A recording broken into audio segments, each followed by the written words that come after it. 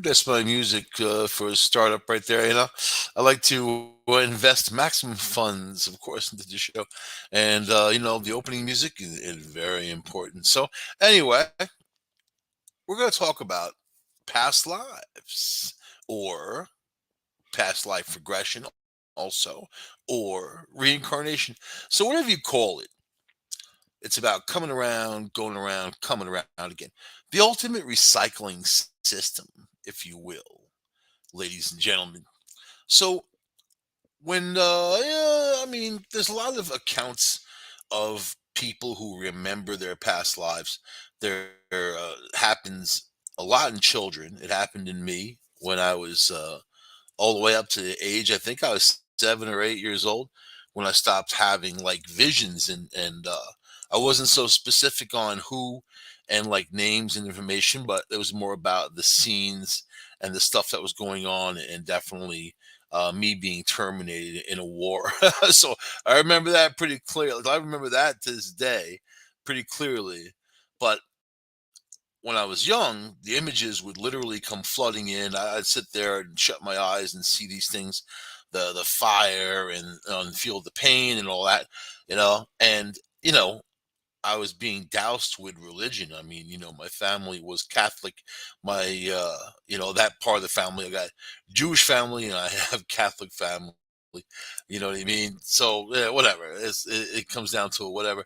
And my mom wasn't into any of that stuff really. So she was done with the Catholic Church. And she saw it as more of people competing with jewelry and furs and that type of thing and fine clothes, and not really the religion. Plus, she went to Catholic school and she didn't have good experiences there. So, she kind of shielded me from a lot of that anyway. But so I mean, but when you're young, you're told, "Oh, you're gonna go to hell if you do bad things and whatever." I wasn't a bad kid. I didn't do bad things. I just did kid things. So, I didn't share this with anyone. I didn't tell, "Hey, I'm seeing these images and whatever." It was pretty intense too, and it wasn't just the images; it was the feeling of it. So anyway, it got me thinking the other day about. I talked about reincarnation a couple months ago.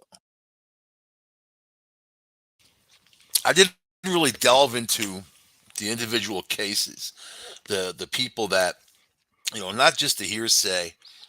This person thought this, or this is their past life, or yeah, you went and experienced past life regression, which is they say it's like called PLR, right? Past life regression, and basically it was supposed to reconnect you to past lives. And a lot of people go under this type of hypnosis, and these memories come flooding in.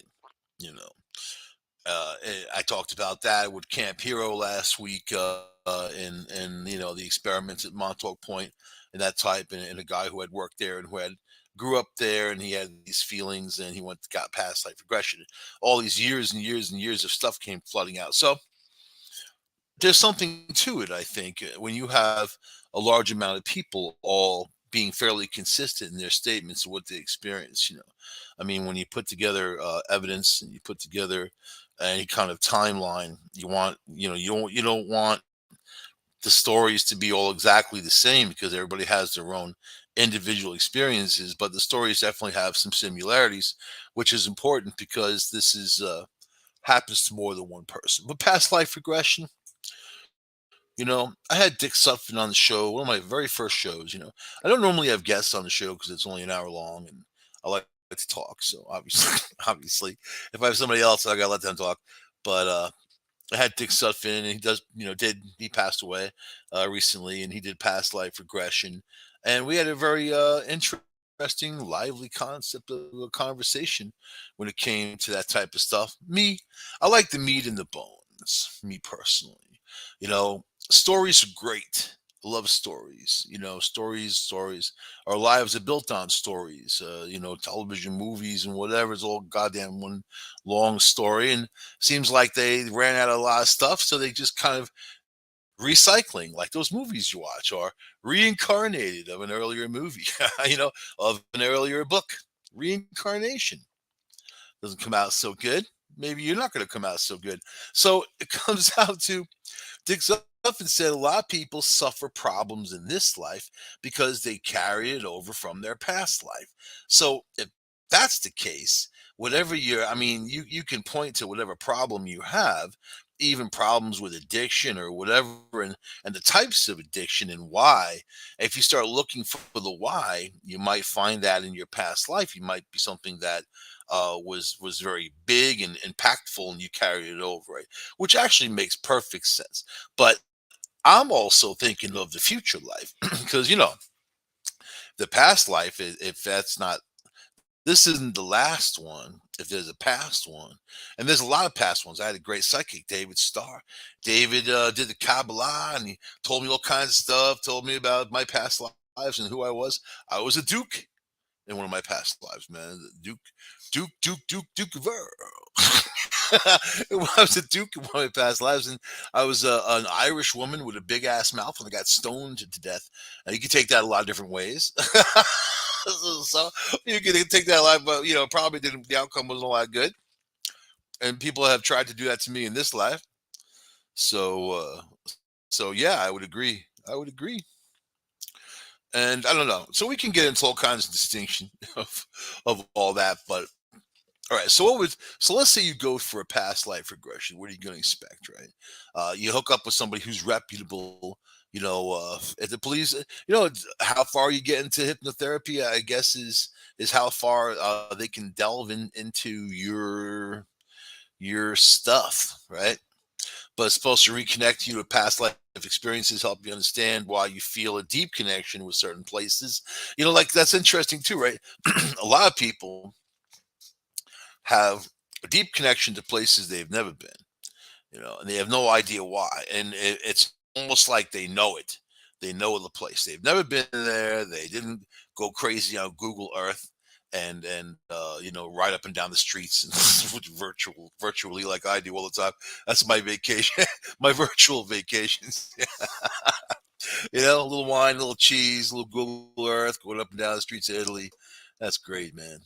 No traffic.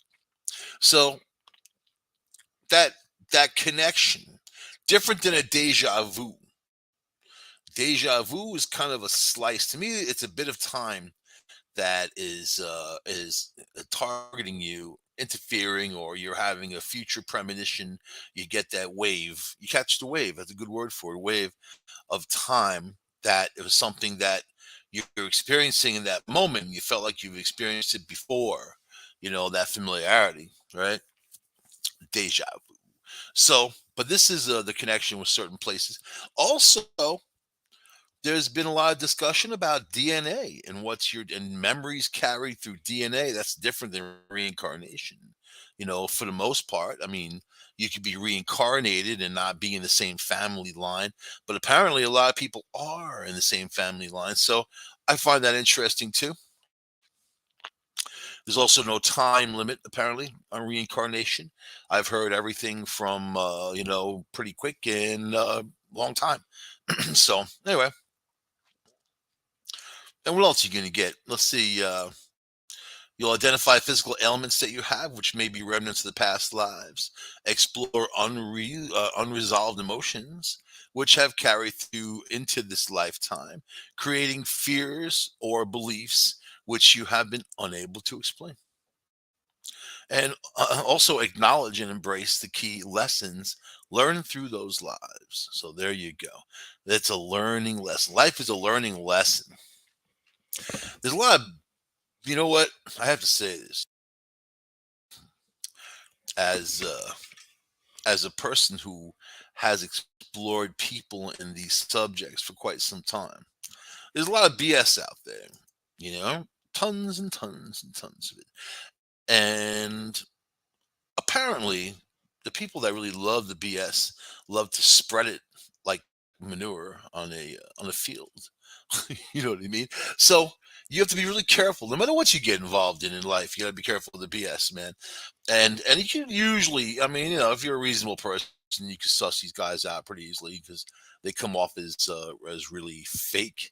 They come off as people who are knowledgeable, but yet they have no knowledge when you ask them any questions, and like to reading off of just like the president reading off those cards, these little index cards. Seems like he's married to the index card. People who are disingenuous, they don't have a belief in what they're saying, or knowledge to retain. That's the people you stay away from. The people who speak passionately about the subject, that are immersed in it. I mean, there's people who are backyard researchers, man. They're not PhDs, they're not professional in the professional sense of the word, but yet they've done these investigations for decades, and they've compiled all this information, and they have their own opinions. And I love talking to people like that, because those are the ones who dig in. They sink their teeth into the issue. And no, who says anybody's right about anything anyway, no matter what. I mean, it's mainly right and wrong are opinions, unless you get into some serious right and wrong. But when it comes down to paranormal research and things that you're exploring, it comes down to theory mainly, you know, much like a lot of science and theoretical science, right? Anyway, so reincarnation. Okay, so this is interesting. I want to actually get into the kids, the kids, because man, it's fascinating. You know, So here we got six people who have lived before. Six people. And it's cool.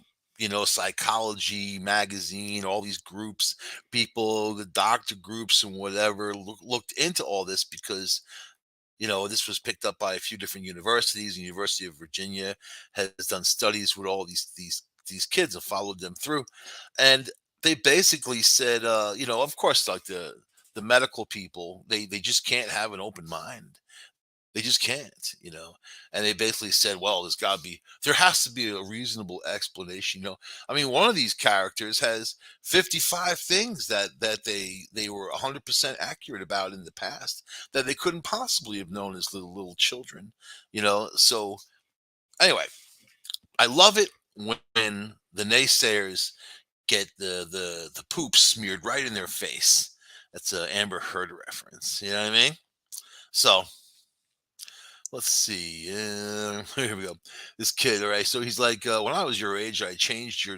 When I was your age, I changed your diaper," said the dark-haired boy to his father. Ron looked down at his smiling son, who had not yet turned two. He thought it was very strange, a strange thing to say, but he had figured that he misheard him. But as baby Sam made similar remarks over the next few months, Ron and his wife, Kathy, gradually pieced together an odd story. Sam believed that he was his deceased grandfather, Ron's late father, who had returned to his family. More intrigued and alarmed, Ron and Kathy asked Sam, "How did you come back?" He said, "I just went whoosh and came out the portal." The portal. That's what I call it too. Although Sam was a precocious child, he'd been speaking in full sentences from the age of 18 months. His parents were stunned to hear him use a word like portal, and they encouraged him to say more. They asked Sam if he had any siblings, and he had replied he had a sister who turned into a fish. And they said, who turned her into a fish? Some bad guys. She died. Eerily enough, Sam's grandfather had a sister that was murdered 60 years earlier. Her body was found floating in San Francisco Bay. Ron and Kathy then asked Sam, "Do you know how he died? How you died?" Sam jerked back and slapped the top of his head as if in pain. 1 year before Sam was born, his grandfather had died of a cerebral hemorrhage. So, what do you guys think of that? Is reincarnation real?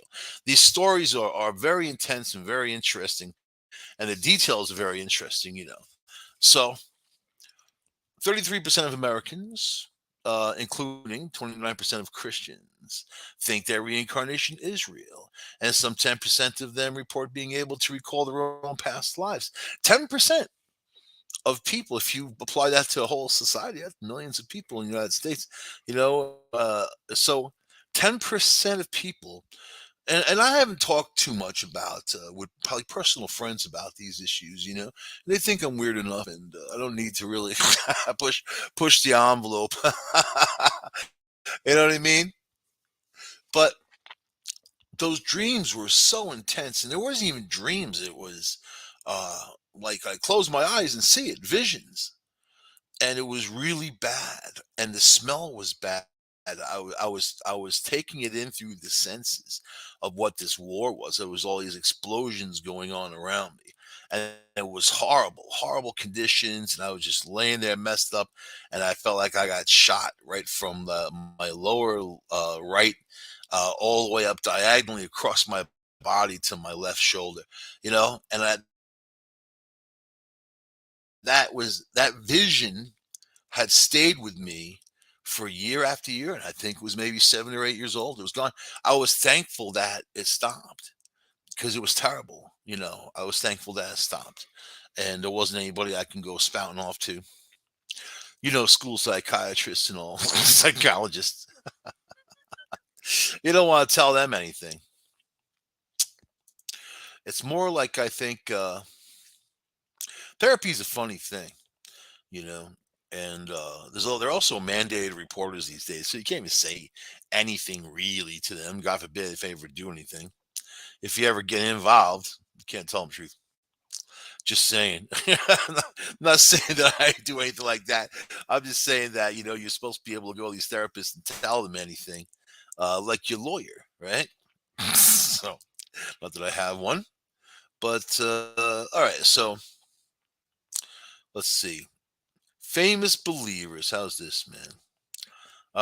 One of the most amazing and wonderful discoveries about reincarnation is finding the large number of famous intellectuals and writers in the Western world who have expressed a belief in reincarnation in their writing. So, yeah, you got all kinds of people. I don't even care about that. What they care. Let's see. Here we go. Among the UVA cases, this is University of Virginia studies in. This is a story of an Oklahoma boy named Ryan. A few years ago, the 4-year-old woke up screaming at 2 in the morning. Over the preceding months, he'd been pleading with his bewildered mother, Cindy, to take him to the house where he'd lived before. In tears, he'd beg her to return him to his glittering life in Hollywood, complete with a big house, a pool, and fast cars. So this kid was feeling it. He's born into poverty in Oklahoma. And he's like, I got a house. Get me out of here. Because I'm reincarnated. That's a question for law. If you can prove you're reincarnated and you did have all that wealth and everything, do you get it back? I mean, just because you died and reborn doesn't mean you still don't own it. I think probably the IRS would get behind you if you said that. That goes same thing for debt. The people who die in debt and then you're like reincarnated and you get the bill. Well, since you're back, you may as well pay this. Let's see. This dude said, this kid, 4-year-old, I can't live in these conditions. My last home was much better. Oh man, speaking my language. When Cindy went into her son's room that night, Ryan kept repeating the same words, Mommy, I'm so homesick. And as she tried to comfort him and rock him to sleep, he was like a little old man who couldn't remember all the details of his life. He was so frustrated. The next morning, she went to the library, borrowed a pile of books about old Hollywood, and brought them home with Ryan in her lap. Cindy went through the volumes. She was hoping the pictures might soothe him. Instead, he became more and more excited as they looked at one particular book. When they came to a still of a scene from the 1932 movie called Night After Night, he stopped her. He said, Mama, he shouted, pointing to one of the actors who wasn't identified. That guy's me, the old me. I was shocked. Bah, Cindy admits. I never thought that we'd find the person he was talking about. But she was equally relieved Ryan had talked about his other life and had been so unhappy, and now we had something to go on. So there you go. Although neither Cindy nor her husband believed in reincarnation, she went back to the library the next day and checked out a book about children who possessed memories of their past lives. At the end of it, it was note from author Professor Jim Tucker, medical doctor, saying that he wanted to hear from parents of kids with similar stories. There's a lot. These guys have a lot, you know, and this figures into a lot of stuff. Then you start getting into ghost hunting, man. Paranormal investigation, but paranormal investigation covers a lot of stuff. Investigations more in the spirit realm. Some people don't like saying ghost hunting, but tough chit, tough chit. Get your own show. So ghost hunting. So now Dr. Tucker was a child psychiatrist in private practice when he heard about the reincarnation research being conducted by Ian Stevenson, founder and director of the Division of Perceptual Studies at University of Virginia. He was also intrigued and began working with the division in 1996. 6 years later, when Dr. Stevenson retired, Dr. Tucker took over as leader of the division's past life research. The UVA team has gathered more than 2,500 documented cases of children from all over the world who have detailed memories of their former lives, including that of a California toddler with a surprisingly good golf swing who said he had once been a legendary athlete, Bobby Jones. A Midwestern 5-year-old who shared some of the same memories and physical traits, a blindness in his left eye, a mark to his neck, a limp, as a long deceased brother, and a girl in Indiana who woke up one day and began speaking fluently in a dialect she had never heard before. Dr. Tucker describes these cases in his book. And I'll tell you about the naysayers, right? Because as an investigator, I'm always looking into stuff, and you know, I don't want to talk about it with any kind of knowledge if I don't know what the hell I'm talking about. So I research things to know what the hell I'm talking about. Sometimes extensively, sometimes for a long, long, long, long, long time, years. Certain things, certain subjects. But for the ones who say, like, let's say, like, you got this 4-year-old who can play the piano like Beethoven, and then the people say, well, that's just something you're born with, or that's just something that something happened in their brain. It was wired differently where they can do that, right? But to know all the songs and know how to play, and not know anything else, not know how to play other instruments, just basically the piano or something, just the kids who can speak fluent languages. These are things you need to learn. These aren't things that just pop into your head. They don't automatically come. There is talents that automatically can come to people, strong talents, maybe through reincarnation, especially, But these are things that you just don't get kicked in the head with a mule and learn how to speak Spanish. So it really is like that, and you have to look for the truth in things, and there's people who will always be naysayers because they're very negative people. They're people who are based in reality, who want to know the truth, and no matter where the truth goes, if that's where it goes, that's where it goes, and they're willing to accept it.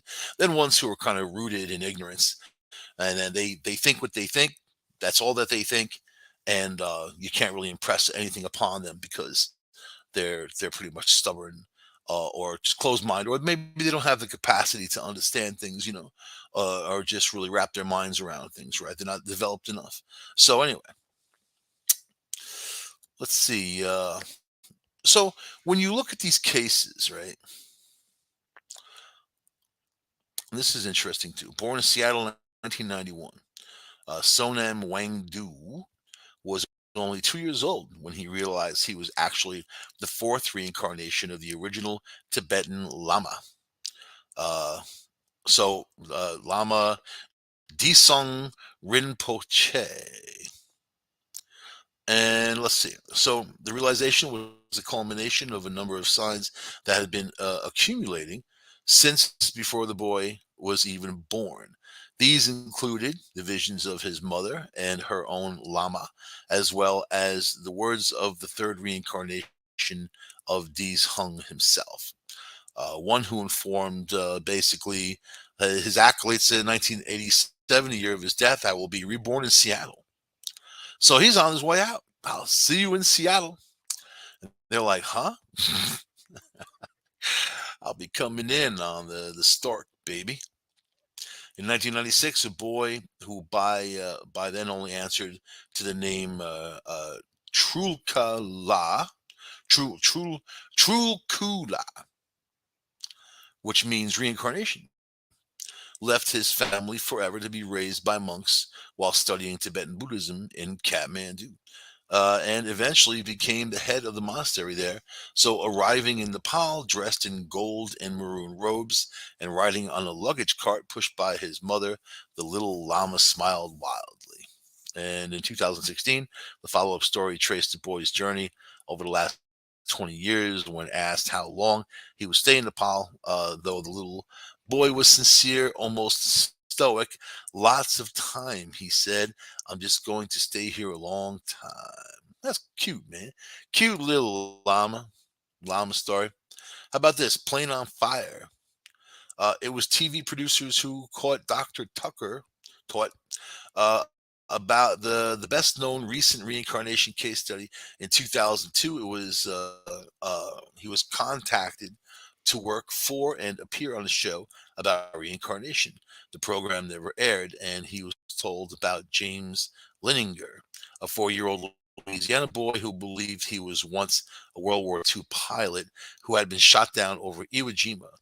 Bruce and Andrea Laninger first realized that James had these memories when he was 2 and woke up from a nightmare yelling, "Airplane crash, plane on fire, little man can't get out." That's what you want to hear from from your kid's bedroom. Year old. Kid's having a dream. No, he's having a reality check, right?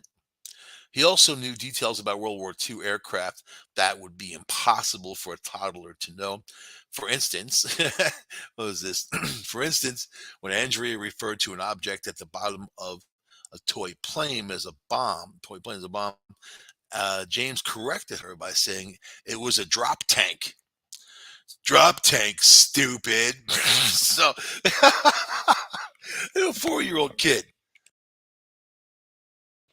know what a drop tank is. Maybe, right? Maybe, just maybe, if you're into models. 4 is kind of tender. Another time, he and his parents were watching a History Channel documentary, and the narrator called the Japanese plane a Zero. James insisted that it was a Tony. In both cases, he was right. Yeah, I didn't know that. You know that? It's called a Tony? I thought they were called Zeros, Japanese Zero, man. The boy said that I guess that was just a particular type of plane. The boy said so. I mean, he's correcting people on aircraft. He's 4 years old. He knows all the stuff about that specifically. He doesn't have a broad sense of knowledge or information, but he's talking about specifically these things that pertain to him himself as a pilot. Going to be making that up. There are some that have said, well, they just have active imagination. And see, that's great if you have the information for the imagination. You start putting things in there, you need some kind of information, right? You can conjure things from nowhere, but they still come from bases of knowledge that you're drawing from to conjure. The boy said that he also had been named James in his previous life, and that he'd flown off a ship named Natoma. The Lenningers discovered a World War II aircraft carrier called the USS Natoma Bay, and its squadron was a pilot named James Hudson, who had been killed in action over the Pacific. I'm going to creep you out even more, and I'm going to inject my story back to this. I was in this aircraft museum in Elmira, New York. Really awesome place, man. Not Elmira, the the museum. If you ever have a reason to go to Elmira Airport, there's a museum there. I think Wings Over America, I think it's called that. And then so I go in there, great collection of stuff. I was walking past, one of these helicopters that they'd have like World War, Vietnam era, like type of helicopters. And man, did I just freeze. And I saw that thing and the emblem on the front, and everything just hit me so hard. Like, wow, like I flew that thing.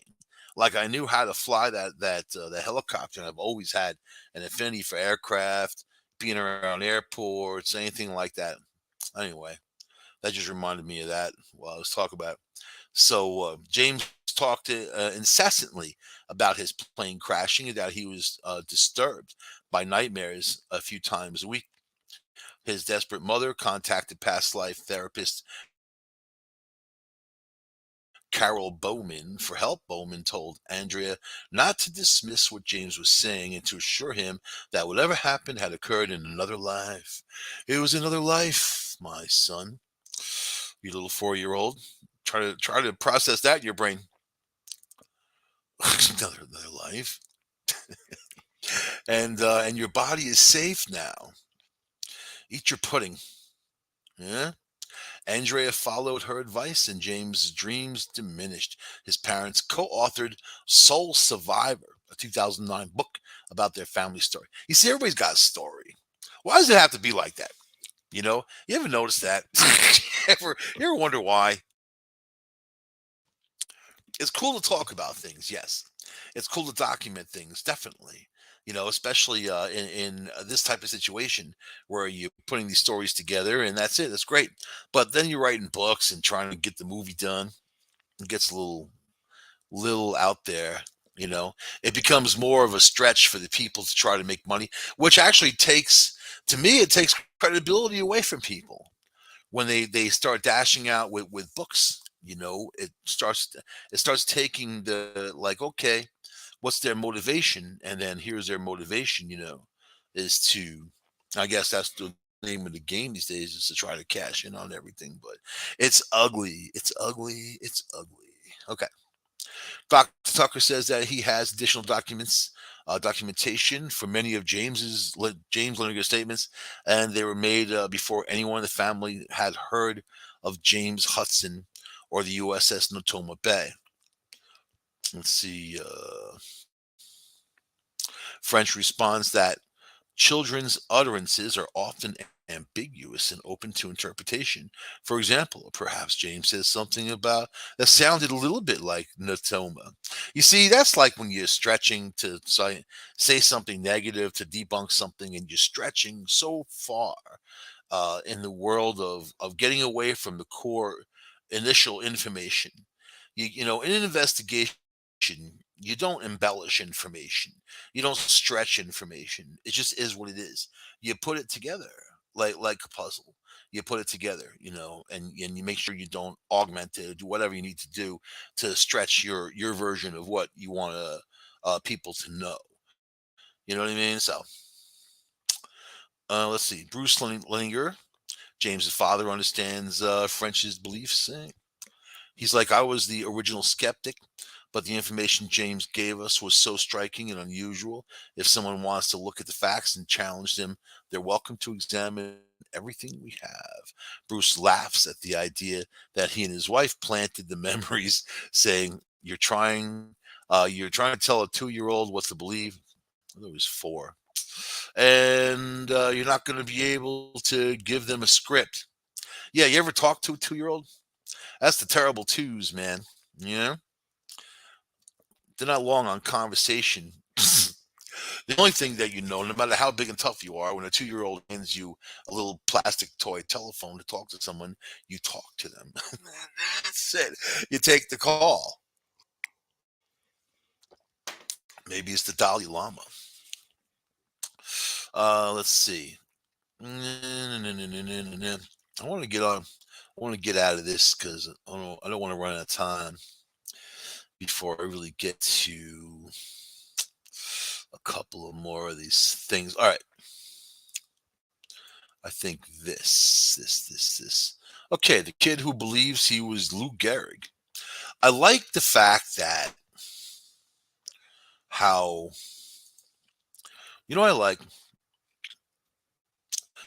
the fact that these people are very much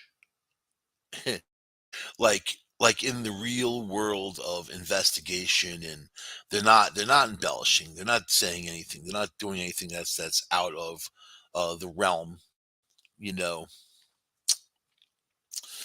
of out of the realm of what it is. I mean, there was a case of a kid in Israel who said that he got clunked on the head with an axe and killed and buried. He had a wife and kids and whatever. He knew the village. He knew his wife's name. He knew the street address of where he was. He knew where he was buried. And lo and behold, on top of his head, he had the birthmark of an axe. You know, so you have to say, that's very accurate. And these people aren't out there to hoax you. These professors, they're not out there to hoax you. This is research they've been doing for years. But this story, here. All right. Lou Gehrig. Let me see. Let me get down to the important part. Past life memories. Okay. This is, let's see, Lou Gehrig was born in 1903, one of the most famous baseball players in history, not only for his talent, but due to his death from amyotrophic lateral sclerosis, ALS, which they call Lou Gehrig's disease, right?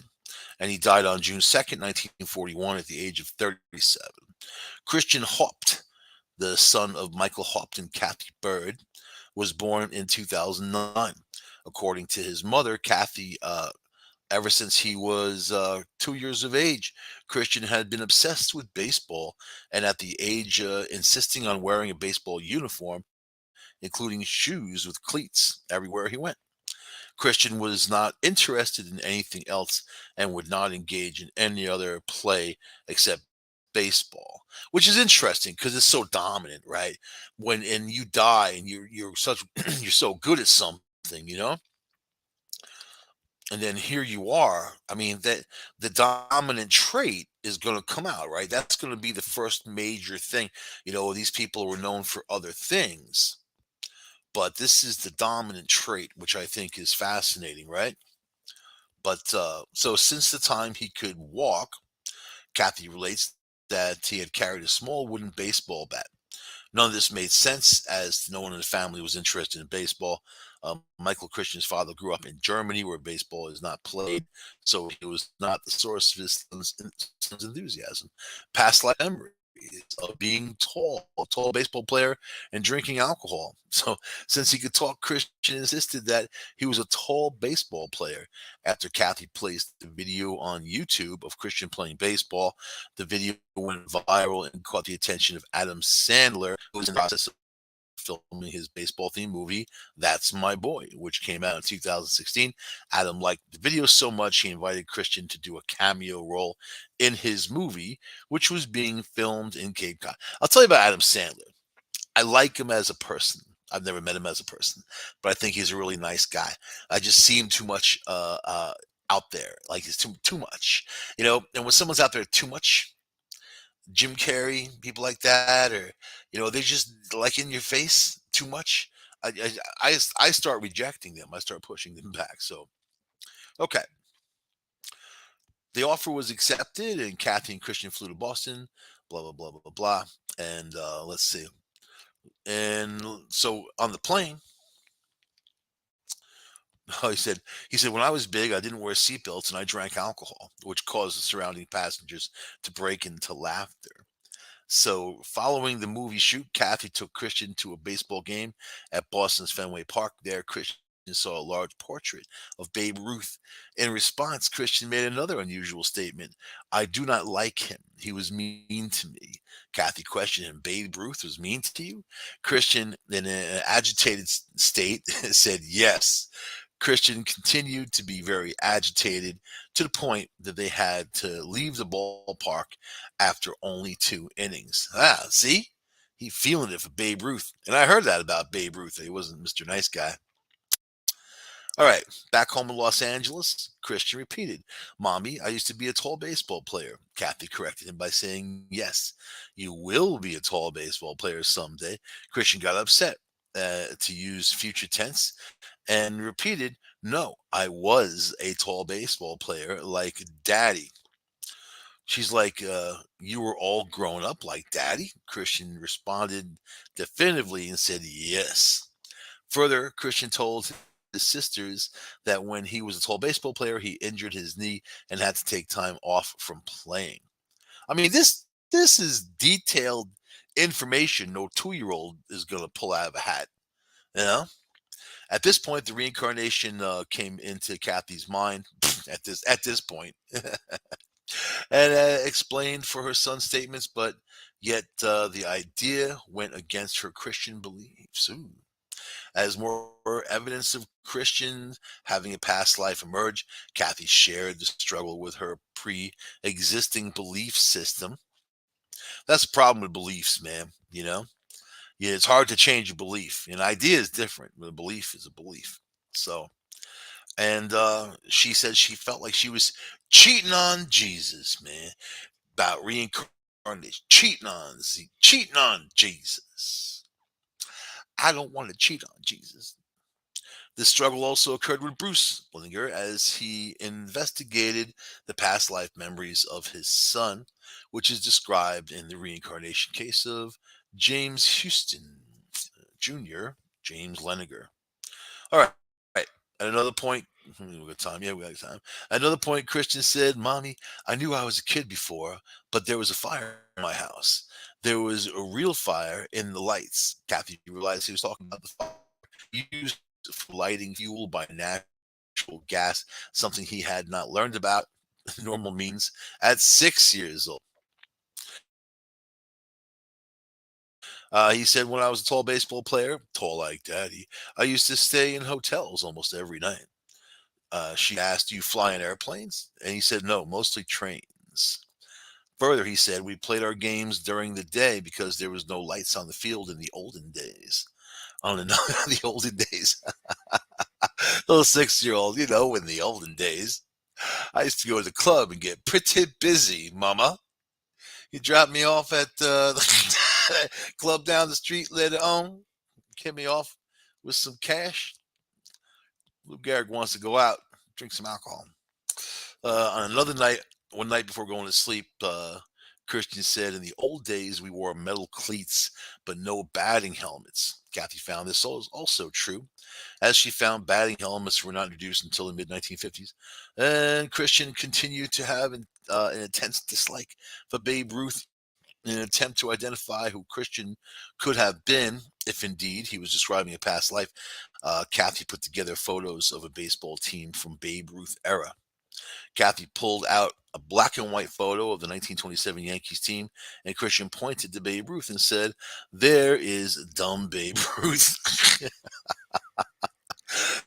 do you do you think that there are any players on his team who don't like Babe Ruth? From the 30 players or so that Christian had to choose from, he selected one player and said, him. Kathy then asked, do you know him? He said, yeah, that's me. Must have been giving her chills with little Christian douche chills with her kid saying that. She didn't pop out Jesus. She popped out Lou Gehrig. Kathy pulled out additional pictures of Yankees and asked if there was any other baseball players who didn't like Babe Ruth. Each time Christian pointed the same stocky guy with dimples in every photo. So then let's see. Kathy gained insight to why Lou Gehrig had a grudge against Babe Ruth. She found later that Gehrig and Babe Ruth were best of friends until they had a major fallout. Although they both played for the New York Yankees, the two men did not acknowledge each other for 7 years until 1939 when Lou Gehrig announced his retirement from baseball due to ALS. Let's see. I want to get past this because I want to read these other things to you. Let's see. When Kathy showed images of Lou Gehrig's parents, she was in for a big surprise after Christian confirmed the names of Lou Gehrig's parents was Henry and Christina. He referred to Christina and said, Mommy, you were her. Who? How about that? You were her. So she was his mom, Lou Gehrig's mom. Reincarnation research does show that people do plan lifetimes to be reunited with individuals and they have known and loved before. They have known love before. In this light, let's see. After Christian claimed that his mother, Kathy, was also Lou Gehrig's mother, Christiana, Kathy said, decided to explore the possibilities. She went for 3 past life regression sessions. In her assessment, she tapped into the lifetime of Christina Gehrig in each of the 3 sessions. And Kathy describes how her regressions she learns in details of her life, whereas Christina Garrick, which she did not learn by normal means. So my thing is here is the universe gives you a wink, right? And this is part of that wink, you know. Is it good for people to know their past lives? Is it bad for people to know their past lives? Is it important for people to know their past lives? I mean, those lives had ended, but they can give you huge insight on your current life, and also maybe to fix any problems that you got. So the next life, you don't have these problems. For a long time, you had certain psychics out there who weren't very good. Samantha Brown, people like that I hold in very low regard. Me personally, in my humble opinion. And they said, oh, when you cross over, everything is forgiven, and you go on, everything's good, everything's golden, and everything that was wrong is fixed. But apparently, it's not like that. And the more that I do research, the more I understand about that, the more you have to, it goes back to Taoism about cultivating your lifetime in the golden peach of immortality, which is your soul, and you cultivate it. You don't just, here you are in this life, you're a horrible, wretch, murderous, derelict piece of crap, and you're not going to be expected to achieve a higher ranking goal the next time you come back, and you may not even come back. You know, think that the system has a good way of recycling and moving things around. So anyway, here we go. So if your kid starts talking about unusual memories, things that are coming out, your 2 year old, 3 year old, 4 year old, and mommy, I did this in my past life, or I was this person, or daddy, I did this, and you know, listen to them, and understand that it may not be play, it may not be some kind of thing where the kid's making it up in their mind, so. And also, human memory is terrible when it comes to things. The fact that they're coming out with these memories and such pinpoint accuracy information, for a 2 year old or a 3 year old or 4 year old, even for a 7 year old or an 8 year old. I mean, you're getting in the realm of specific info, not instance, but info.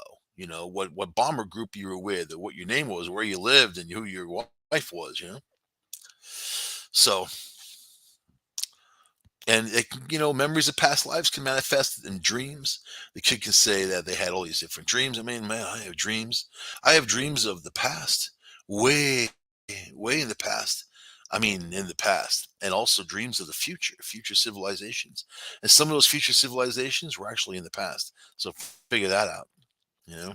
So I don't put a lot of stock in time, except that I'm kind of stuck in it right now. So, and all right.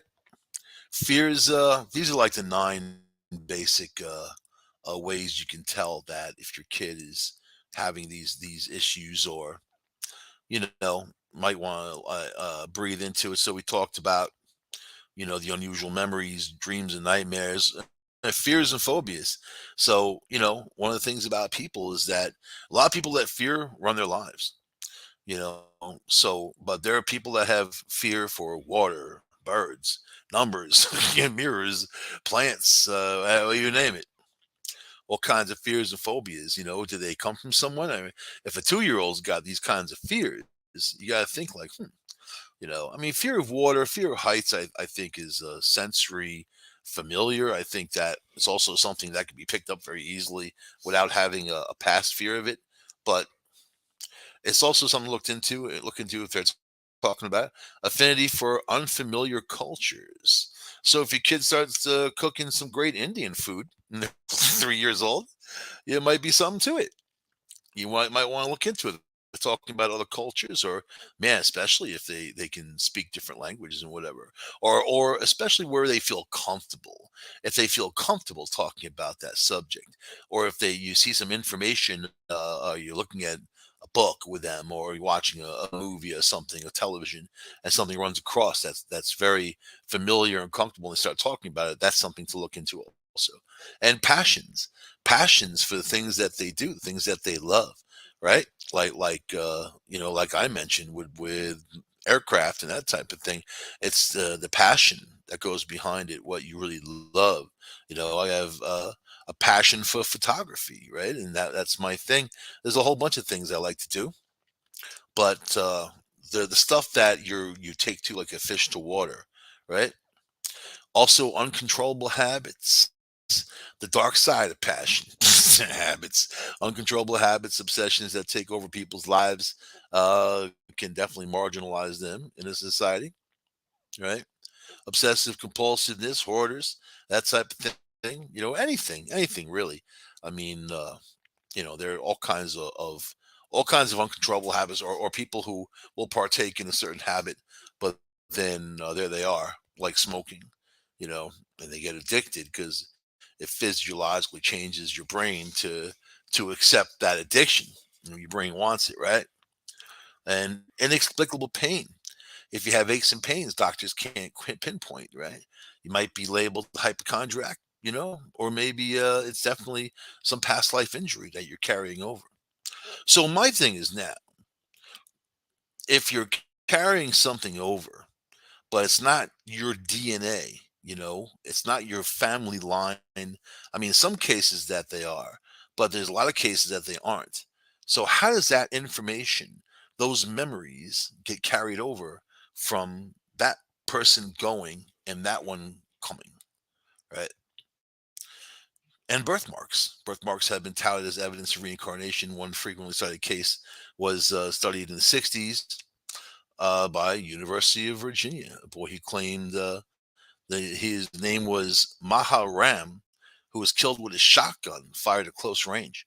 This boy had an array of birthmarks in the center of his chest that looked like they could have possibly corresponded to a shotgun blast. Stevenson proved that there was a man named Maharam who was killed by a shotgun blast to the chest. An autopsy report recorded the man's chest wounds, which corresponded directly to the boy's birthmark. Some would argue that this was merely a coincidence. But, how would the kid know? Maharam. You start talking about Maharam, right? So, and then it comes down, is it real? Is it real? But what's real anyway in your mind? What's real in this world? Real is what you create. I have an idea for a chair. I build a chair. A chair is real, right? But then real when it comes to this type of stuff, when you have information, very specific information, I think that's as real it gets, unless someone's trying to hoax you and this is the real information, there's no way these kids can make up that type of stuff. So you have to accept it as what it is. Life is a merry-go-round. And with that, I'll see you guys later on this here show, United Public Radio Network, uprntalkradio.com. Bye bye, y'all. Adios, muchachos. See ya. Wouldn't want to be it.